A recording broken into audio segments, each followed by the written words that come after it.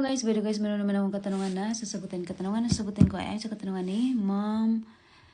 Tuwagin natin siya sa pangalan na Lisa. Sabi niya, ask ko lang po, patapos na po contract ko sa December. Ngayon po, mag-renew ako contract. Tapos po sa December po, uwi ako. Ilang buwan po bago makapag-require ng renewal contract bago mag-vacations sa December. Salamat po sa sagot. Okay ma'am, sagutin kita ayon sa sabi dito ng MOM. Sabi, when to renew. After you receive the renewal letter, you can renew your helper's work permit online.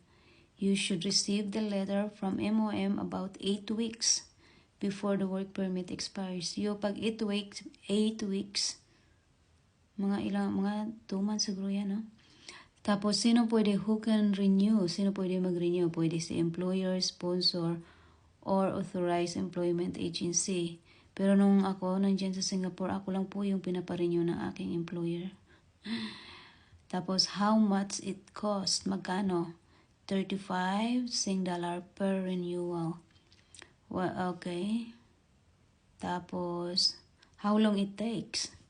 The outcome is immediate. So, pag in-apply, ma-approve agad. Okay, ma'am, sana nasagot ko yung katanungan mo. Pero kung meron ka pang ibang katanungan, just comment below lang dito sa ini short video ko. Bye-bye and have a good day. Bye!